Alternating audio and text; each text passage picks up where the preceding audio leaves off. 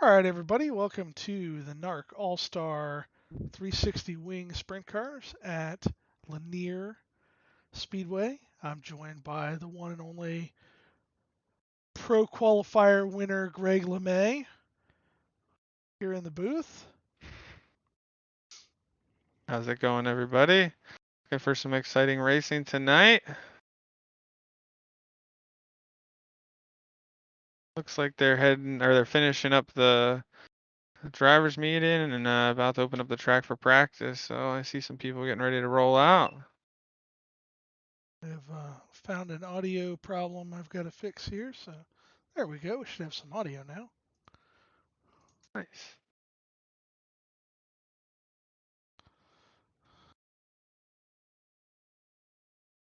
Or not.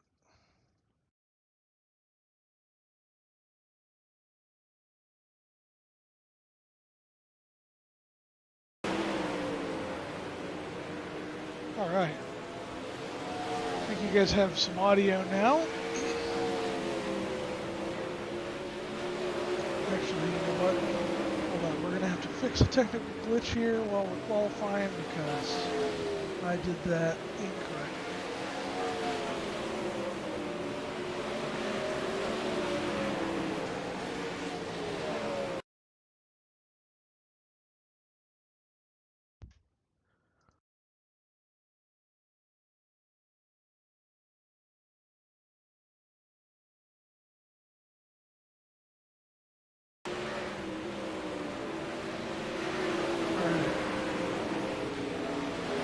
Greg, you want to do a quick audio check for me here real quick, make sure I still have you in the broadcast? Don't think we can. So give me a second. I think I've got to fix Discord audio for that. I'm not sure what changed over the last time, but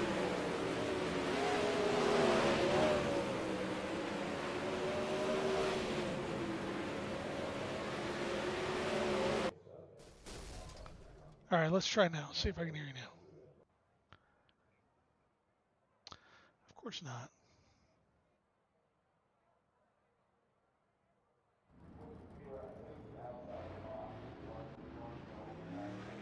Let's try now. 1, 2, 3. Testing. 1, 2, 3. All right. I think we got it now. Third time's the charm. Third time is the charm. I'm just out watching some qualifying laps here. Now that we've got everything up and running, I think we can go ahead and go live here. Watch some cars running qualifying.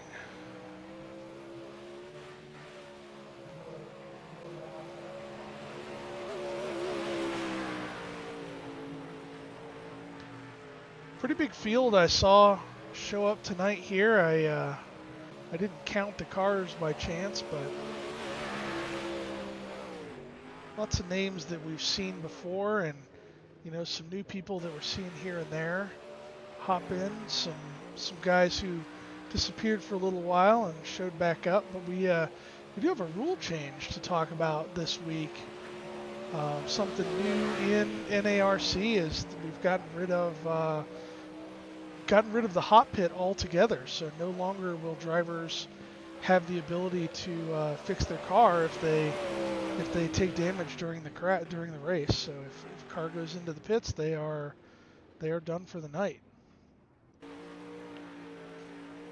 Definitely makes it a little bit more realistic, in my opinion, and I also think it's gonna play out for some more conservative racing. That's my hopes, and I think that these guys all are clean drivers. The NARC League's a great league of very clean racing, but I also think that this rule is just gonna take away that little bit of the edge that we maybe see every once in a while pop out. So I'm excited to see where it goes. Lanier's a tough track to race, and I haven't raced it with the new tire model, so I can't tell you anything about that. But from what I've been hearing, it might play into the hands of some of those guys who like that middle and bottom line. Yeah, I have not raced it on the new tire model in the wing car, but in the non-wing car, it was pretty top dominant. I did watch a 360 race prior to this, our ignition race, and I think there were definitely a lot of line options as the track started to wear off. They won't see in that race. They didn't see nearly the track where we'll see tonight. But I think once the track gets completely blown off, this could be a complete crapshoot at this point.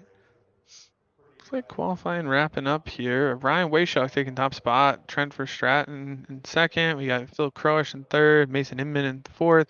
And Brandon Sleepy Grandpa Garmin pulling off top 5 here. So awesome start to the night for those guys. Top 4 starting on the pole of their heats. But let's see where things go.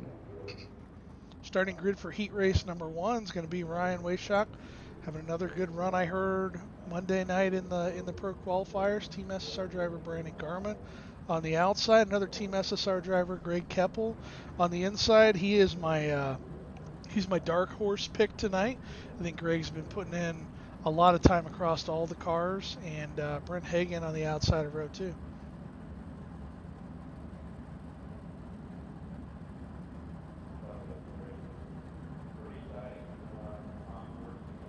It looks like Kevin Grettenberger on the inside of row 3. We got Connor, the dude, on outside of him. Kale, the ice cream man, coming in P7. Jeff Stewart, our good buddy, our teammate, starting P8, and then Al Dente rounding out the field here for this one here. I do agree. I mean, Greg Keppel, he's in Discord with us a lot, running a lot of laps. He's a big block specialist, but he gets in the wing cars and gets it done with us every once in a while. So, Greg, the lawn man, good luck. And he's got a cool name.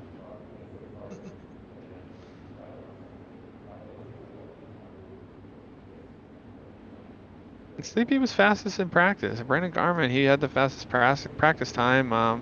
So I was watching some of the laps in qualifying, and really it was just who could stick it in that fluff coming out of the corners to get that little bit extra speed. So I would put it past him to have a really good night tonight too.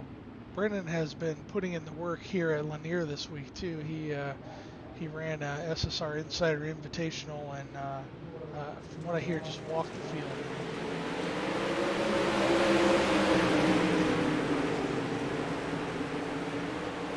Washock's going to go out to an early lead, but Keppel, again, that dark horse, taking advantage of that inside starting spot. Cutting under Brandon. Brandon's going to go right back to the bottom. It's really cool to see that grip on the bottom. Working.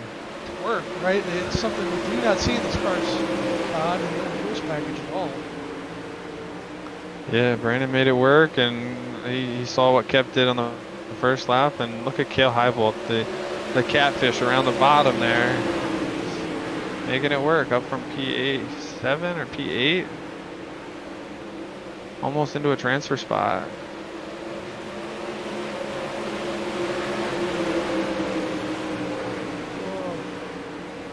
Oh, Grettenberger on the wall. Got a little loose. Now's where it gets difficult because Cale is going to have to pass a teammate probably. Yeah, it looks like Ryan pretty much has a good gap, comfortable. Brandon in second is comfortable with that third and fourth spot. They're getting a battle, and Cale is not far behind. Any mistakes, and he's right there. I said it in my last broadcast that ice cream money in the engine in that car, he's got something going on.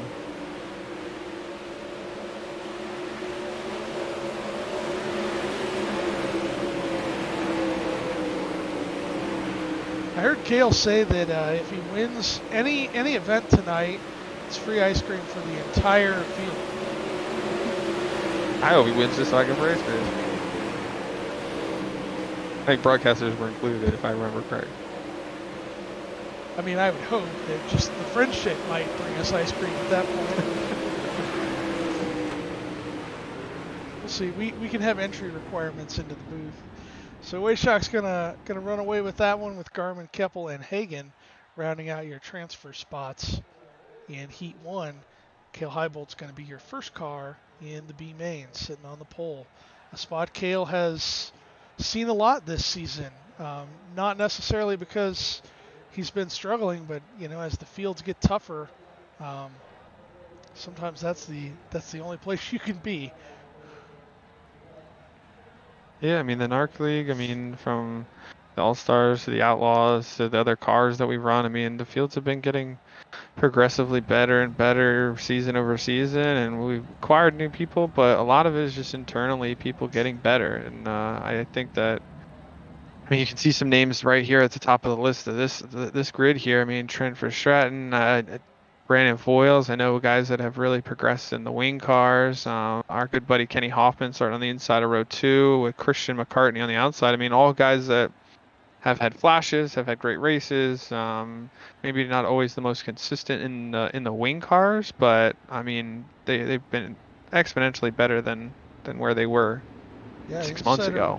inside of row three, we'll have Timothy Alton, who I think ran the pro qualifier this weekend and had a good run with Ryan Washock as well, and Zane Walters, Robert Boggs in seventh, Chris Schaefer in eighth, and Maester Main rounding out the field in ninth there. New paint on Kenny Hoffman's car tonight, it looks like.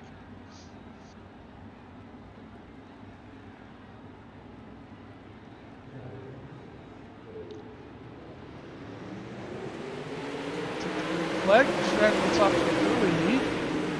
Hoffman's going to drive that bottom, something I've seen him do a lot of. He's going to take a shot at the lead here. Got that bottom rolling. I think from what I'm seeing from the first heat to this heat is that bottom works right off the start. You can get a good run, but once you build up that momentum around the top, it's definitely tough to keep up around the bottom. And I think the same in reverse. Kenny was on the bottom, moved to the top a lap later than Tim did, and he just didn't have the momentum to keep it rolling. So. Bit of a hornet's nest here from the transfer spot as the second, third, and fourth place car can have a blanket over them right now. Alton, McCartney, and Hoffman all racing right on top of each other. And if they race too hard, Boyles is just going to run around them on the outside. Yeah, Voiles is right there too. I wouldn't count him out right now. He had a front starting spot, but got shuffled back in the mix of the first lap. But he definitely has a fast car tonight.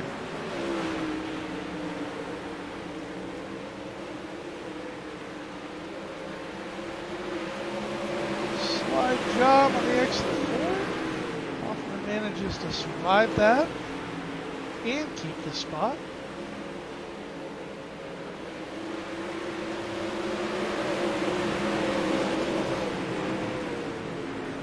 Second there, I called the race because I'm so used to the 8 laps and unofficial.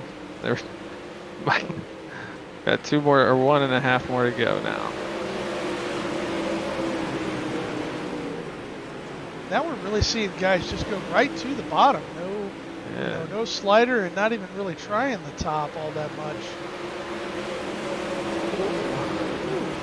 Who was it at the line there? I can't tell. Looks like we've got Stratton taking the win with Alton in second, and Hoffman, then Voiles, your transfer spots. McCartney will line up on the outside of row 1 in the B main, being your first car not to transfer.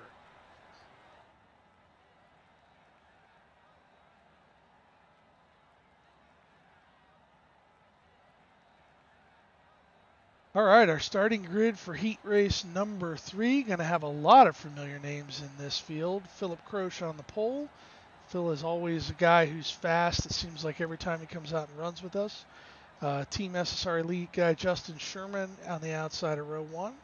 Team SSR member Jeremy Weigel, and in fourth, Jason Butterfield.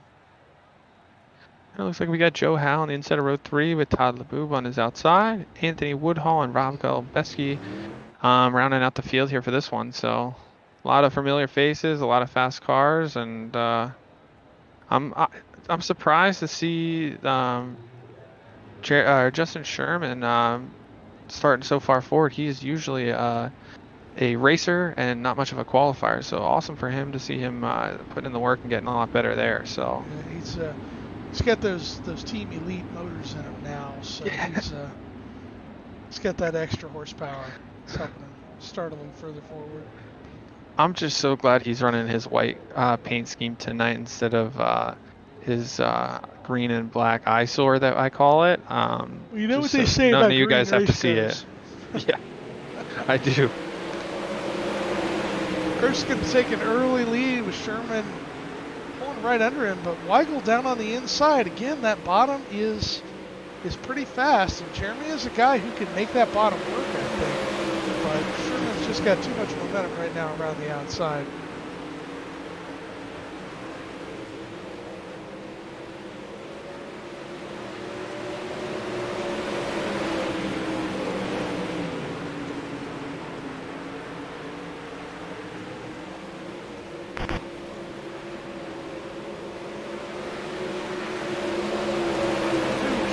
Nose on entry, but he just does not have the exit velocity on the corner to really finish the pass on Sherman. Yeah, this is something that I noticed at Lernerville earlier this week was, I mean, you could get next to people, but getting past them with the momentum around the top this early in the night was just very difficult. As the track slicks off, I think that Weigel has a really good line, but we will see. We've got Joe Howe and Butterfield here running for the transfer spot. And kind of the opposite of what we had with Sherman and Weigel, where the bottom of the track was actually working for Butterfield there for a minute. I think that building up your momentum and then making that dash move to the bottom would be something. If he could get to the back of Sherman, or Sherman could get to the back of Phil, and making that dash move to the bottom, so you have some momentum, but doesn't look like we're going to see anything like that. It looks like these guys have spread themselves out. They're all very similar in speed, so they'll be taking it home to the feature and trying it there. Crook's going to take the white flag to his left. Time around for him, pretty easy peasy, just putting it right up on those marbles, and he'll come out of turn 4 to take the checker. Heat race number 4, I think this is. So we get Croce, Sherman, Weigel, and Howe, your transfer. Jason Butterfield, your first car not transferred. He'll start on the inside of row 2 in the B main.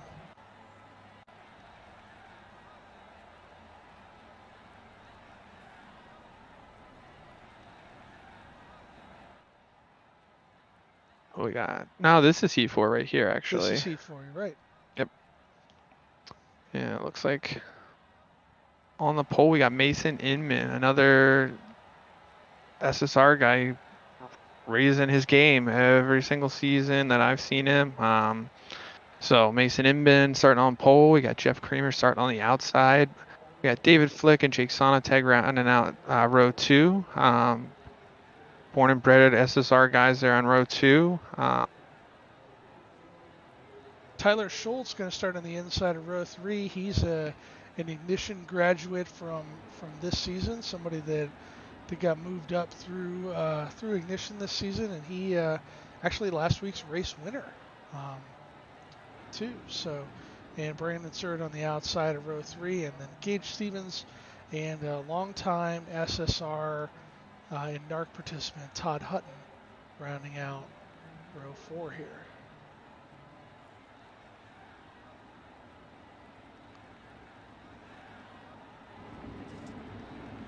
Yeah.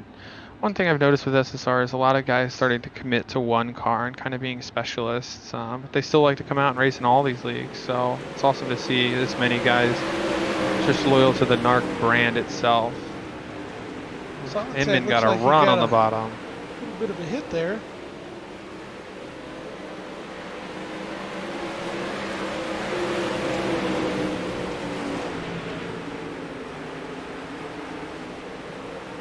Inman just working that bottom. That's the first lead car we've seen really work the bottom.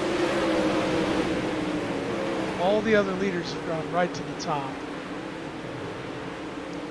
And as it stands right now, he is almost 0.4 of a second faster than anybody else on the track. Maybe 3 to 4 tenths, but he is moving on the bottom. As you can see, he's gapping them quite a bit. We do have quite the battle back here for the transfer position. They are 4 blue cars, running in formation. Right, Schultz, Kramer, Flick, and Gage Stevens back there, all kind of fighting for the transfer. And at this point, I think any of them are fair game.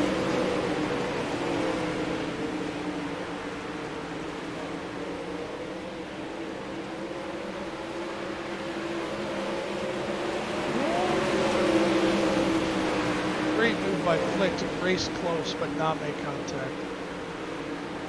Yeah, it looks like Schultz has claimed second pretty comfortably, but those last two spots are still up for grabs, and they're battling. And the car from behind, it looks like, is Surratt is right there.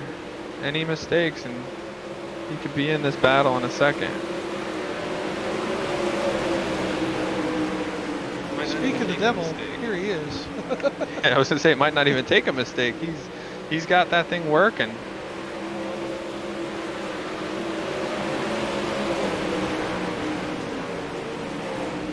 You make an alternate line work. He got pushed off of the line he was running, so. Oh, somebody's on the wall, and it collects Jake's on a tag. Coming to the checker. So Inman, Schultz, Creamer, and Stevens, your 4 transfers there. Brandon Surratt going to be the first car not to transfer, and he'll start on the outside of row 2 in the B main. Yeah, some tough luck on lap 1 for Jake Sonatag, good buddy of us, and but hey, we got the lower mains here to get through, and he's a fast driver, so I have faith in him to get through it.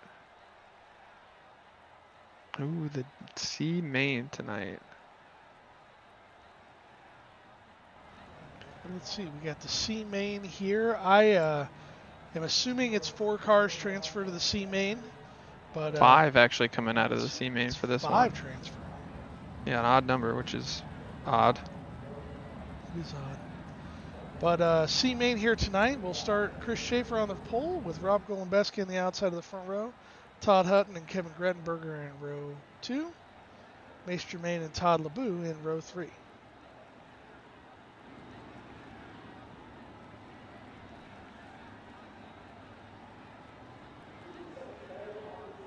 Row 4 is going to be David Flick and Al Denton, and rounding out the field is going to be Robert Boggs in row 5. So top 5 from this race transfer on to the B main, where they get to make an attempt to run in the big show tonight.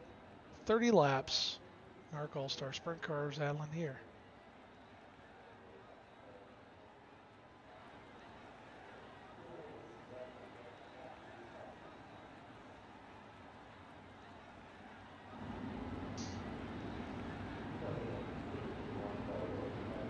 Well, these guys fighting for their lives here, because not in that top 5 you are going home. So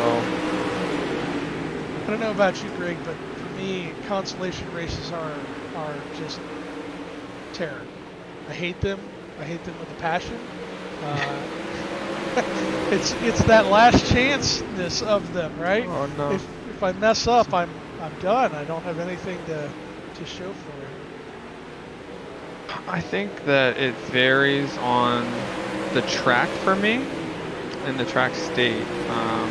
If I am at a track that I feel confident in my passing abilities, which we had that conversation about earlier tonight, if I have one of those tracks I feel real good at, they're still stressful, but it's not going to be, I feel more confident going into them, so I race a little bit more confidently. I know he's confident a lot in that sentence, but if it's a track like Fairbury now, where it's just around the top and it takes 5 laps to pass anybody, regardless of how fast you are, yeah, they're nightmares. Yeah, and ever since the new tire models come out, I'll tell you, passing is at a premium. It's hard to do. It's hard to come by. You're not guaranteed to pass in any car, with a wing on it or without a wing.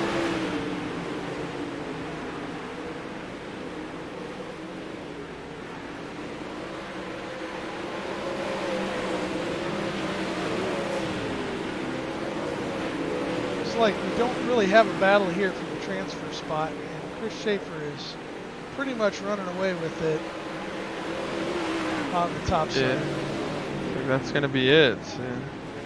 Gonna go Schaefer, Goldenbesky, Hutton, Boggs, and Mace Germain. The top 5 there. Looks like going home, we've got Al Denton, David Flick, Laboob, and Grettenberg, even though Flick had such a good heat race and just caught the wall at the end. So, um, tough night. Pack it up, put some practice in, and we'll see you guys next week. All right, it's B main time here. This is the time where everybody gets their last chance to make the show. I believe we're going to have 8 transferring out of this. Yep, we got 8 coming out of this, and looks like starting on the pole of this one here is going to be our good buddy Cale Heibel, the ice cream man himself. We got Christian McCartney, Beatles Money starting on the outside, Butterfield and Surratt. If I'm saying this wrong, Brandon, let me know, but Surratt starting in P4, our teammate Jeff Stewart and Zane Walter starting on row 3. Anthony Woodhull and Jake Sonnentag are gonna match out row number 4. Connor Dudek, Chris Schaefer in row 5, and Rob Golombeski and Todd Hutton in row 6. And Boggs and Mace running out the back of the field here. Those guys coming out of the C main, so those last 5 guys, I mean, they might have a little bit better knowledge of what was going on the track since they were just out there. Maybe some tweaks to help them get to that top 8 spot. So I know Boggs starting on the back row, he's really good when the track slicks off like this. He can put it in the middle of the track and make moves and carry a lot of speed. So I'd love to see moves from him. Dudek had a great opening part of the season. He's starting a little bit further back. So let's see what we can do. NARC winner. He's not normally a back runner. He's definitely won some NARC races in the past. Let me guess. Knoxville. Volusia. Ah, that was my second guess. It's the one that got away from me. All right, Heibel's going to take an early lead out here. 10 laps in the B main. Heibel's going to kind of gap a little bit. McCartney and Butterfield. And if I had to guess, Cale is going to make his focus get into the A main here. The B main does not pay anything to win. So his goal here is to make the A main. He's going to do what it takes to get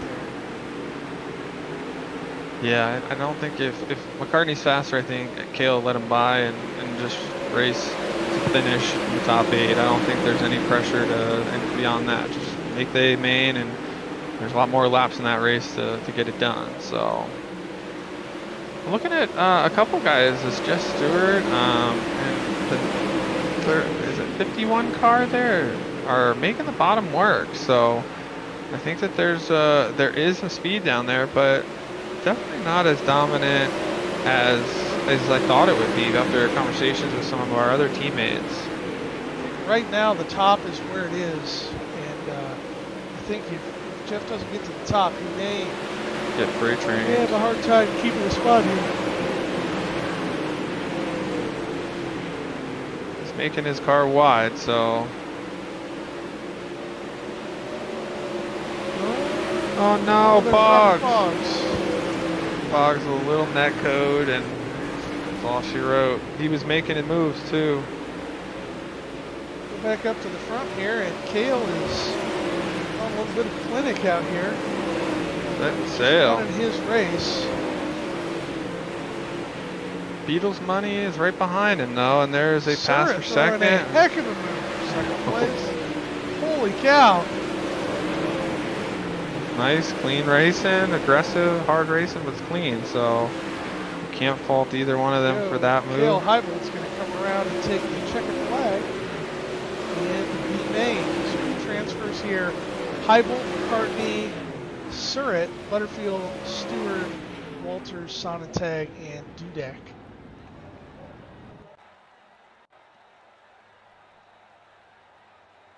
Rough night for some other guys there. Schaefer, Goldenbesky, Boggs, Mays, Hutton, and Woodhull packing it up for the night. Valiant efforts, great runs through the B mains for some of those guys, even some just bad luck, but pack it up. Like I said, for the C main guys, get some practice in, and we'll see you guys all next week and hopefully some better luck. All right, so here we are, 30 laps. NARC All-Star Feature Time. What do you think is going to happen, Greg? Is it going to go right around the top, or are we going to see that bottom come back in as the night wears on? I'm looking at the entry of the turns, and it is getting pretty black as far as the slick goes, and we all know what that means. It gets a little icy. It's pushing up to the wall. I know there are some guys in here that can then rip the fence down. So right now, I'm undecided. I'm undecided. I would probably, knowing me, be on top, just because that's where I'm more comfortable. But I know there was some speed in those races, in the earlier races where guys were making the bottom work, and I think setup's going to play a part. As you know, with the new tire build, you're more set up for what you prefer. So if somebody sets up for the top, maybe they can make it work and run away with it. But I think you're going to see a variety of lines, some cut downs, some sliders, some middle, top, and bottom, and it might move around throughout the night, but if you're you going to have look to be at good at some of all these facets. pictures, the one thing I'm seeing a lot of is I'm seeing a lot of grip up top. There is still a lot of grip up there, and it makes me wonder if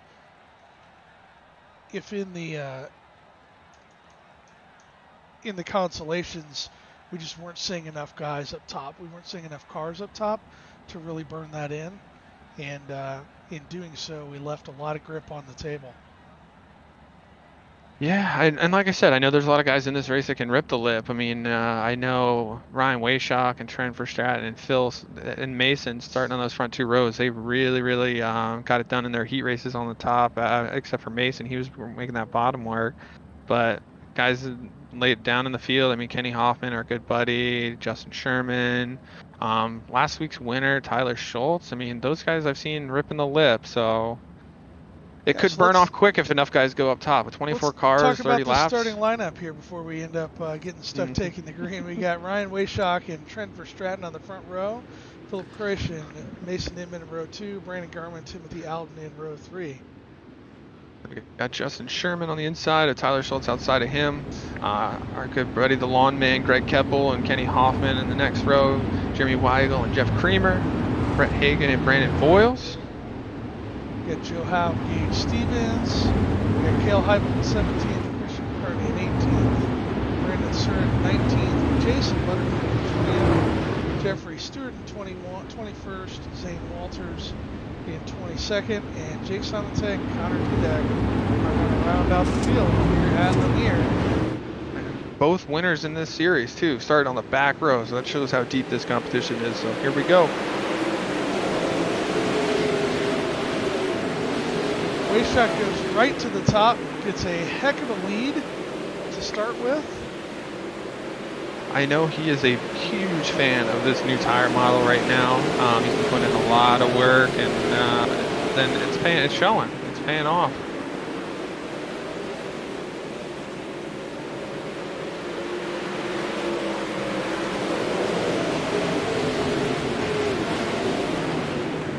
Uh-oh. We got Tyler Schultz flipping in turn 1, Joe Howe into the inside wall. I'm not sure what happened there. It just looks like he got a little sideways coming out of turn 1 or turn 4 and caught the nose of Greg Keppel, and it sucked Joe Howe into it from behind. So rough way to start this one for Schultz. But right, just a racing deal there. Got a replay of this one. Let's see what happens here. Schultz going to be that blue and black 17 car. I think he's going to keep an eye on just a little bit of contact, and there's not a whole lot that can be done at that point. Yeah, it's just the slightest bobble running in a 3-4 wide pack there, and that stuff happens. I mean, that's racing, and Schultz, it looks like it's letting the field by, and hopefully that car's not too damaged. He can make up some of those spots because he definitely had a fast car tonight.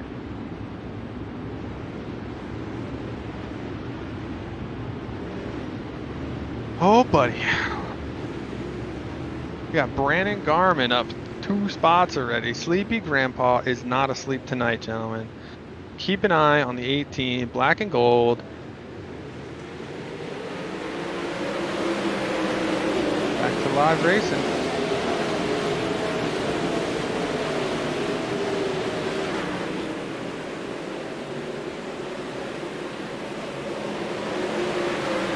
kind of running that middle line, you know, something that I've totally been there where you're just not comfortable with that entry, and early in the race in particular, you know, why take that risk? And it seems to be working for him. He's not making a ton of ground on the leaders like this. He's not losing a ton of ground either, and he's not getting gobbled up by the people behind him. Looked like Schultz pulled it in. Car must have been a little more broke than it looked, and unfortunate for him, but such is racing. Inman making the bottom work. Starting to work up here as Croce is starting to catch up to Ryan Washock. I don't know what is it weird if we say Croce is encroaching on Ryan? Nice. A little bit of a mop like noise. That top, there is a lot of cars on the top right now, so. And you know, the thing about a lot of cars being on the top is it's going to change really quickly. And it's going to become an issue of who can adapt the quickest to how it changes. Because as it starts to go away, Rush goes for the slider. Throw that slide job, and a new leader out of two from Washock right back down to the bottom and sliding almost up and they make contact. A little love tap, nothing roughing his racing there. Everybody made it through.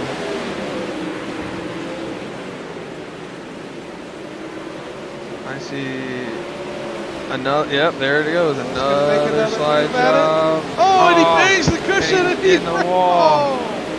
No, Phil. Oh, no. Had a great race going, just a little bit too heavy of a slide and caught some slick, and there's the wall. And the walls at Lanier are not forgiving at all. I will attest to that. I can attest to that happens. as well. They got the sticky traps along the wall that as soon as you touch them, you suck right into them. And it is difficult, I think, at Lanier as we get a replay of this incident here with Phil and Ryan. See, he just throws the slider, and really, I mean, he landed the car okay, and I'm not sure that tap normally would have been too bad for him, but. To me, it looked like a little bit of a bad entry angle. You couldn't see it from behind, but I looked at a different view from my screen, and he was really shallow on the entry, like coming in a little bit straight. And when that happens, you got to rotate the car so much, and well, we all see what the result ends up as. Nothing that everybody in this field and me and you in the booth haven't done before. That is true. Washock gets a little bit of a breather here, but now he has new competition on his tail tank. Brandon Sherman, and we got some heavy hitters behind him. Justin Sherman and Kenny Hoffman, two phenomenal drivers in this series. Tim Allen and Mason Inman right behind them. Mason is relentless. He raced the big block 100 lapper with us last week, and he is relentless.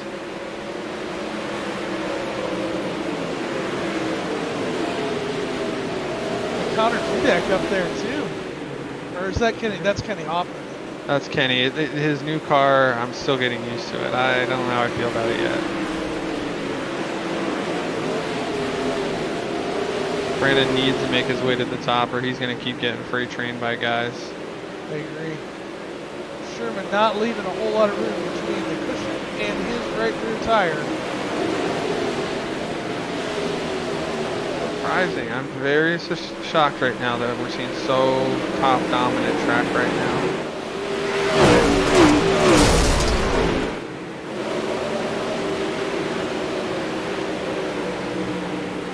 There are some battles all the way to the field, though. I'm watching back as the leaders spread themselves out a little bit, but there are battles, I mean, for every position except for the top three, it looks like right now. They got Garmin and Alton and Inman and Boyles all battling for those next four positions. Too high, too low.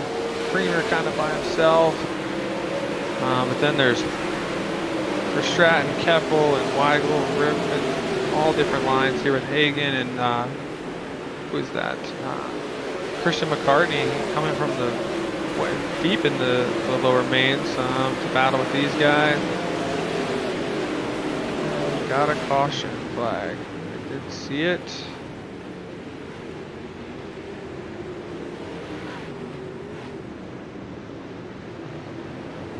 Might have been. I don't see it unless you see it. I do not.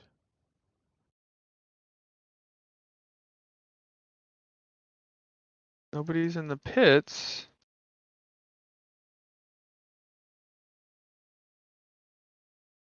Was that Jake Sonnentag maybe? The back of the field here. I don't see anybody dropping positions. See if we can't find.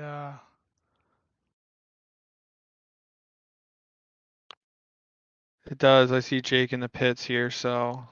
Yeah, here we go. I think I got a hold of this caution here. We'll take a quick look at it.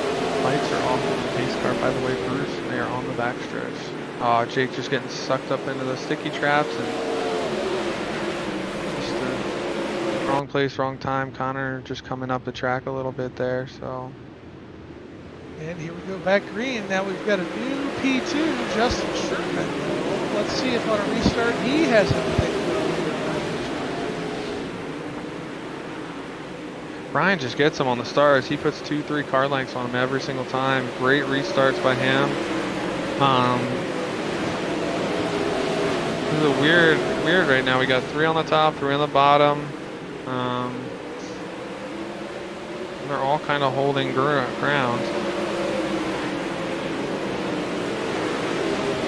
Sherman is closing.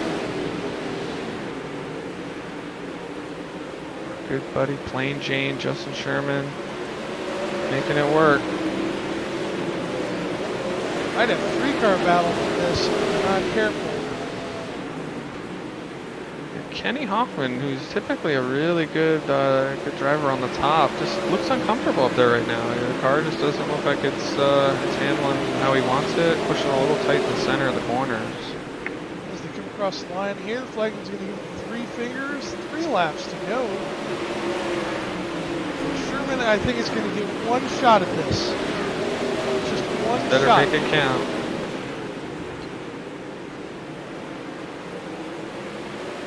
That was not the move. That was not it. He played his cards a little too early, and I think without a mistake by Ryan, he might take the night. Justin flips the wall.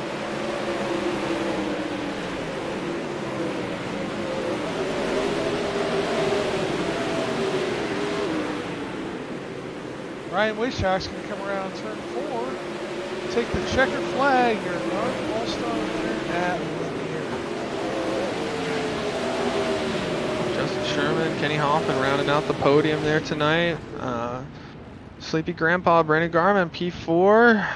Got Tim Alton, Mason Inman, Brandon Voiles, Jeremy Weigel, Christian McCartney from the lower mains, and Jeff Creamer rounding out the top 10.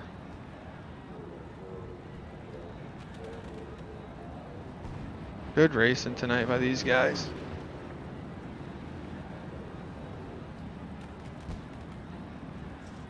And Kenny clearly doesn't know how to park. I don't know if Kenny has a reverse button in that car, because he's stuck.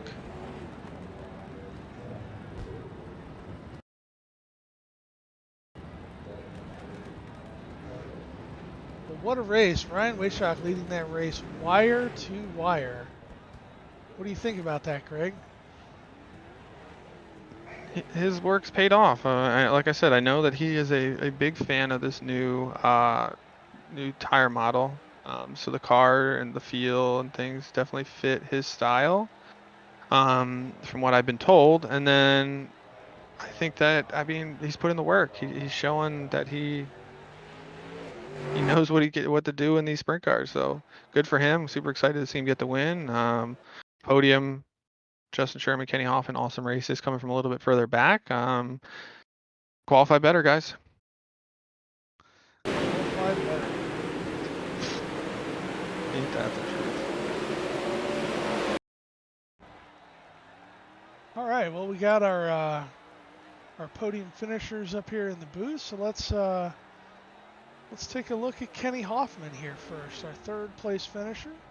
Kenny Hoffman, welcome to the booth. We got Greg here. You got us? Yeah, I got you. Good job tonight, Kenny. Way to be resilient all the way through the night. What were your thoughts coming into the main tonight? I mean, new track, new tire model. What were you thinking?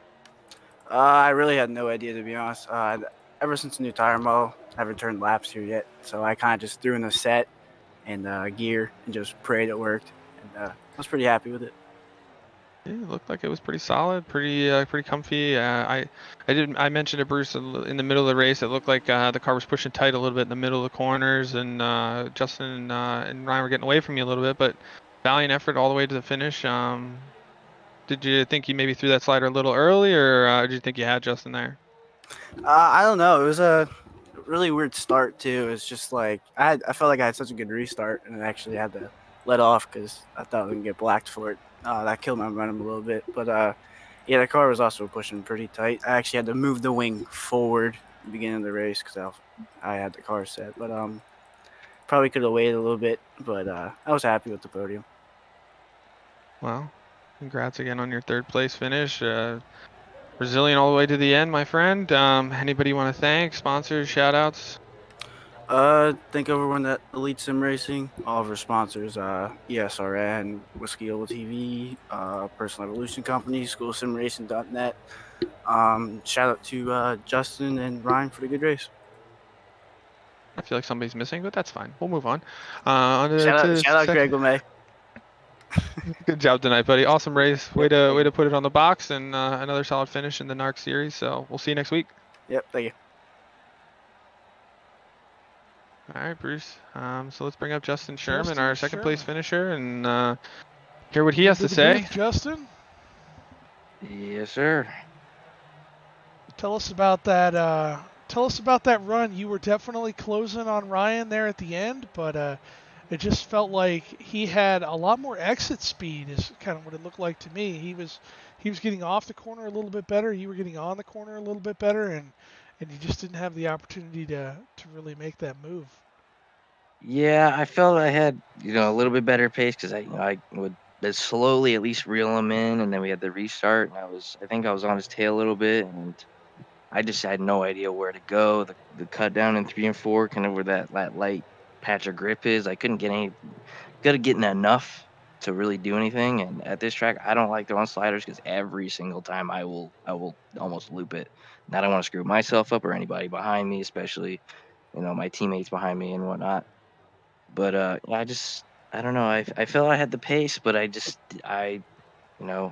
struggle when it comes to figuring out how to pass. And this track, I'm not sure if maybe the bottom was in. I didn't want to test it with Kenny behind me. I got to beat him at all costs, no matter the race, the car, the track, anything. So um, yeah, I had the pace. It just I was kind of lost at what to do. Yeah, I mean, how does it feel to beat your rival again tonight here at the Lanier Speedway? Feels phenomenal every time I beat him. It just makes me feel a lot more superior to him. And he's just like just a little guy compared to me. I'm kidding, but no, it's good. He brings we both bring out a competitiveness that both of us have, and it allows us to have a good race. And we had a nice little uh, battle at that last lap. I think I hit the wall or something, but yeah. I think that competitiveness is something that is helping both you and Kenny both. I mean, I think I see improvement just in you guys being competitive with each other. But anybody you got to thank tonight?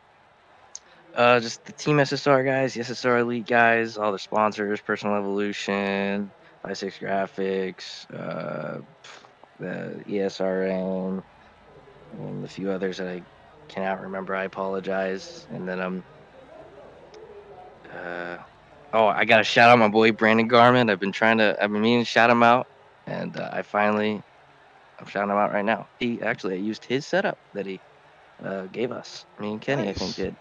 So yeah, gotta definitely shout him out for getting me on the podium. And shout out to Ryan. He ran a good race. Well, All right, excellent run Justin. tonight, Justin. Thank you. Have a good one.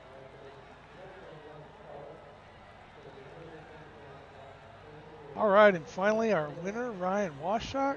Ryan, is that the way to pronounce? How do you pronounce your name? I do it different every time because no one's ever told me the right way. Washock. Washock. Okay, I will. No promises. I will do my best to remember that. So I'm, Ryan I'm committed to Washock, Washock at this point, so it's sorry. your Yeah. NARC All-Star winner. Ryan, tell us about it. Like you didn't have a whole lot of pressure, particularly after Phil got into the wall there. I think you had a nice and easy kind of middle of the race where you were able to kind of let your equipment breathe and learn what the track was doing while everybody else was pushing. What made the difference tonight? Honestly, I just kind of stumbled on that setup. I was racing with Tim, and he was hammering the bottom, and he was making it faster than a lot of the guys out there, and I couldn't do it. And I was like, well, I'm just gonna go up top and run some laps. And I realized where my setup was at that particular fuel load, and felt comfortable to me. So I started adjusting around that, and I knew if I can get out front and stay out front, I'd be able, be pretty difficult to pass, especially how slick the track got. And I know you're a big fan of this tire model, so I mean, how did the car feel? I mean, how did the tires feel on this track? I mean, what are your thoughts overall on the changes so far? Um, you know, it was a love-hate relationship at first because it felt so good and I was so happy with the way it turned out. But then I realized it kind of changed the way I drove. So I started to hate it, and now I'm back to, now that I've kind of got a better understanding of what this tire is going to do, I think I'm a big fan. I think they got it right. The thing that I like about it is you can really feel that throttle control. You can feel the tires slow down and hook up, and it just gives a lot more driver feedback, I think, than the previous tire model. Well, buddy, awesome race tonight. I mean, pretty much sweeping the night if I recollect everything here. Sweep the night, paying off for all the hard work. And anybody you want to shout out? Sponsors, family, friends? I always just like to shout out, my girlfriend who supports me and puts up with all the practice, and she's very supportive of the whole thing. Again, always my partner, Timothy Alton. He's always there driving me, pushing me to be better, pushing me to be faster, and he's been a wonderful friend, and I can't thank him enough. And of course the SSR. Without their setups, I wouldn't have. I mean, those setups are great out of the box, but with those setups, they're just such a great foundation for you to adjust and change things to absolutely fit you perfectly. So without those setups, I wouldn't be half as fast as I am. So I gotta always shout out School Sim Racing. Well, man, awesome finish. We'll see you next week, and hopefully you stumble upon another good setup for next week too, man. So good luck. Thank you. Have a good night. You too, buddy. Congrats, Ryan. Well, another NARC race in the bag. Any takeaways tonight, Greg? What do you think? As the race is over, what are you taking away from this? I feel lied to. I feel like people told me it was going to be middle bottom, and my prediction was not right. So, hey, you know me, I love the top, so I'm happy to see it go to the top and still be able to find speed up there. And but the tracks, and as people are getting the setups more dialed in, I think you're starting to see those changes, and you're starting to see the lines opening up, because there were guys on bottom doing great, there were top doing great. I even saw some guys running in the middle and slide lines and things like that were making it work. So I'm super excited, and I mean, this NARC field's always good to watch and fun to see my friends do great. So congrats to all the guys tonight. Yeah, I do agree. I'm a little surprised to see that to see that it just went right up to the top. What I watched earlier definitely. tonight, I was expecting the bottom to be a little more palatable. I will say this: if you look back maybe 4 cars from the front, the bottom was working for guys, and I think it's one of those things. I've said this before, from my personal growth in the car, there's a point where running the bottom gets you a lot, running the bottom and the middle gets you a lot, and you kind of get stuck down there and you don't move to the top when it's time to move to the top. And I think that's kind of what we were seeing tonight, but also seeing a lot of that just playing around the track and trying to find what's going to work. I don't think you were going to beat the 77 car tonight on the bottom. I don't think you were going to beat the 0 or the 01 car on the bottom. But I think every other position on the track probably could have gone to anyone, top or bottom. And that's saying a lot. But we definitely, track states are a thing that have got to work on to get some two groove racing across the entire field and not just in the middle of the pack. Yeah, I'll be completely honest with you and agree 100% with what you just said. I mean, I feel like sometimes people get locked in on a line, and no, I mean it's no fault of their own. It's just part of the learning curve of iRacing, and you've seen that a little bit tonight with some guys, but. It's good to see multiple lines working. I'm excited. I think that the future of iRacing did get it right. Ryan was on point when he said that. I think that on to bigger and better things next week, and let's see where these guys stack up on the next track. Absolutely. Well, a little bit of late breaking news. I guess it's nothing huge, but I do want to kind of share this as most of you guys who watch this know, NARC is a series that runs pretty much every car, and one of the cars that has been really neglected in NARC from a broadcast standpoint and has been high on our list the last couple of seasons to try to get a broadcast partner on board with has been the midgets and the non-wing cars. Biggest problem is we have a lot of people who run them. So I'm never going to miss a non-wing race to broadcast it ever. So that kind of gets in the way sometimes. But tonight we were able to kind of secure one of our partners, Whiskey Oval, starting this week. So this Thursday, we're going to see the midgets and the non-wings on a rotating broadcast schedule for the remainder of the season. So go ahead and make sure you hit up our buddy Jake over at Whiskey Oval. Get all set up to watch some what I think is going to be incredible racing in the midgets and non-wings in the coming weeks. Those races have been so fun to be in and so fun to go back and watch. So I'm super excited to finally see them out on a stream. Me as well. Check it out. Always great racing in the NARC, non-wings, and midget races. So. Awesome. Well, for Greg LeMay and everybody here at SSR, want to thank everybody for coming out and watching. Another NARC All-Star race is all done here from Lanier Speedway. I'm Bruce Klingen, and this is ESRN.